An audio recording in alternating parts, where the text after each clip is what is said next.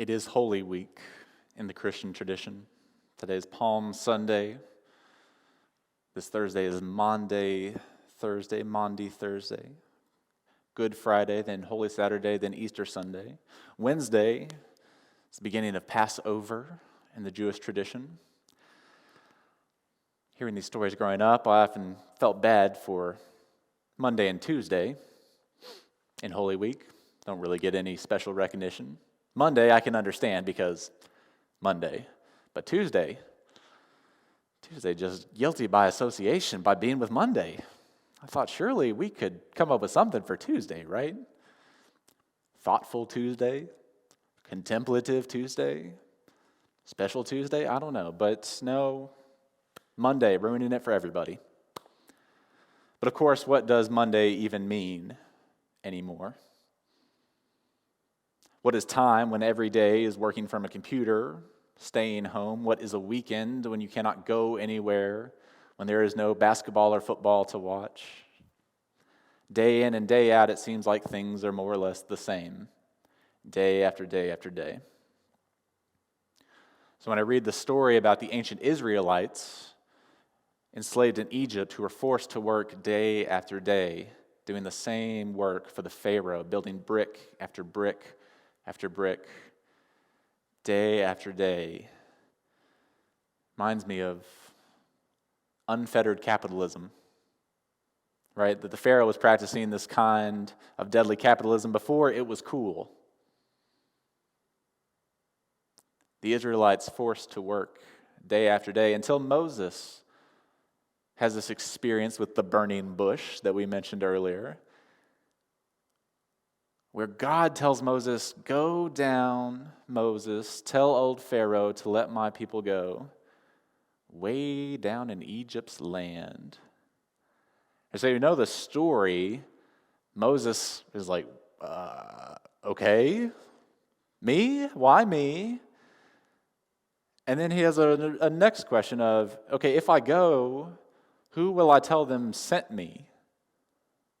And God says to Moses, oh, of course, you want to know my name. And Moses says, yes, what is your name, sir? And God says, I am. And Moses says, I'm sorry, I didn't hear correctly. What is your name? I am. That's not really a name, right? That's more of like a statement. But Moses says, okay, I will go and tell the Pharaoh, I am sent me, and I'm sure he won't think I'm ridiculous at all. But he does. He goes down, way down in Egypt land and tells old Pharaoh to let my people go, as the old spiritual tells us.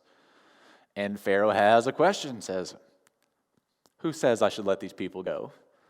And Moses says, I am? And I think Pharaoh reacts as we would all react. He says, who is I am that I should let these workers go? These workers, these Israelites, they are the lifeblood of Egypt. They are essential. You people are essential. I don't care if it'll kill you to go out there and make brick after brick after brick, day after day after day, if it's going to keep our economy running, if it will make Egypt great again, I don't care what happens to you. And Moses says, look, you've got to let these people take a break. There's got to be rest, Pharaoh. And the Pharaoh responds, no, you people are just lazy. Lazy. Look, if I let them take a break, that would be incentivizing unemployment. And we can't do that. The thing we miss in this story is that the name of God, the joke of I am, this enigmatic name, it's not an exact translation. Right? It's more like being itself. The word Yahweh means being, to be, all that is. It's like life itself. We spoke a few weeks ago from the humanist perspective that religion is loyalty to life, and anything that is religious is that which is loyal to life, to being itself. Pharaoh is not loyal to life. The Pharaoh does not know a God who is. Only wants to make Egypt great again by exploiting the workers, by sending them out into dangerous conditions, regardless of the wisdom of the scientists and the scribes. And then the plagues come, and the Pharaoh doesn't know what to do. The writer Ecclesiastes in the Hebrew Scriptures writes that there is nothing new under the sun, friends. We know this story. We have heard this story before. We are living this story now. Black folks heard this story in the exodus across the water that brought many of our ancestors here to this land as part of the capitalist mindset of brick after brick after brick, day after day after day, to make America great at the expense of her people. The powerful image of the Passover story, of liberation from bondage in Egypt, of wandering through the desert to the promised land, of crossing over Jordan, it has a magnetic pull on our lives. It's one of our most important stories. It's a story about liberation. But that begs the question of what is liberation? What is it for us now? What was it for them, for our ancestors? What will it be for our children, for our children's children? In this time of plagues, as our Jewish siblings get ready to celebrate Passover, a time when they stayed home to be loyal to life and to find freedom, perhaps we can receive that message too. When some of our leaders act like Pharaoh and their hearts are hardened, we pray that they might be loyal to life, that they might encounter being, I am, Yahweh, God. So as we stay home and stay away from the plague called Corona, I wonder, can we also stay away from the other plagues that have been around for much longer?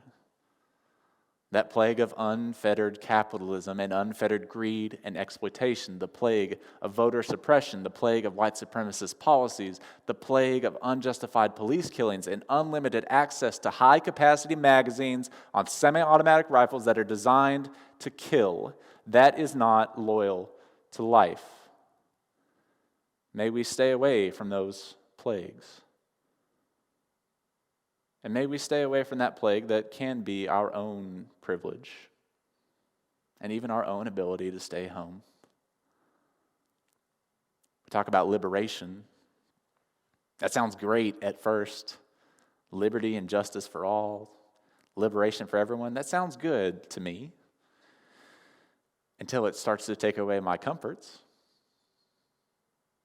Until all of a sudden I can't leave my house or go where I want to go, exercise my freedom.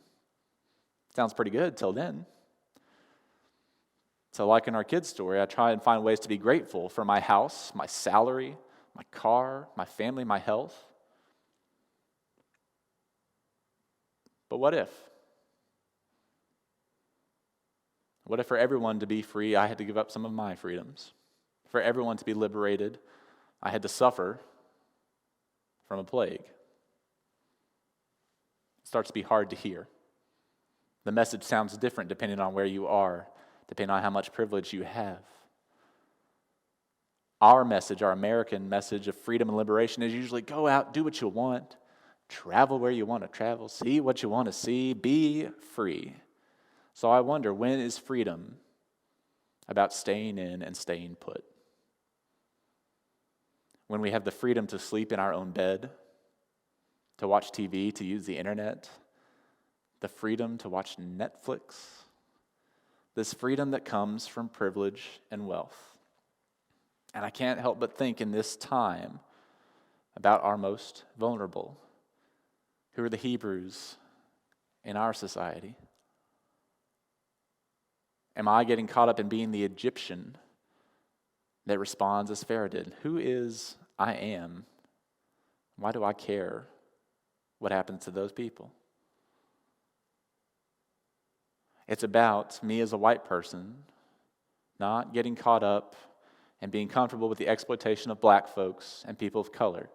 It's about me as an American not being comfortable and getting caught up with the sweatshops and unfair labor practices. It's about me as a cisgendered and straight man not being comfortable with systems that discriminate and kill my LGBT siblings.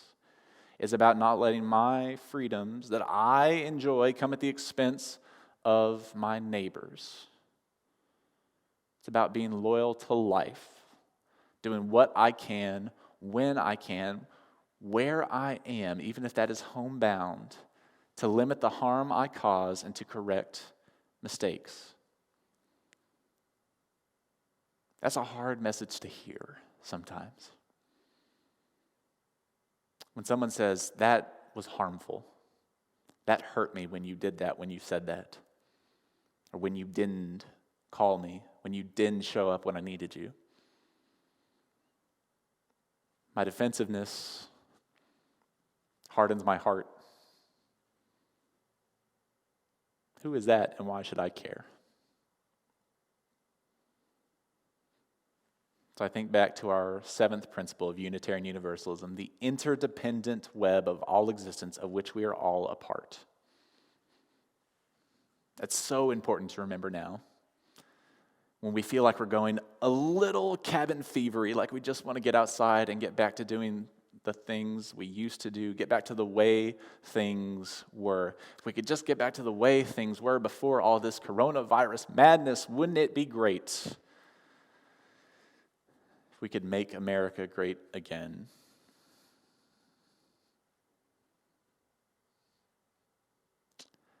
The story of Passover is that once the Israelites leave Egypt, they wander through the desert for 40 years. And it's a hard road, it's a rocky road, it's dry, there's no water. They start to complain. They start to say, Moses, you know where you're going? You remember when we were back in Egypt, we had food and water and comfort? Some of them even say, better that we had died a slave in Egypt than be out here in this unknown, in this liminal space. The road to liberation and justice for all is rocky, is hot. It might be like the Exodus, where you sleep in a tent with the same people day after day. The days run into one another. You can't tell what is a Monday, what is a weekend, because every day feels the same. You may start to wish you could go back to the way things were, the way that things were. That things were better back in Egypt.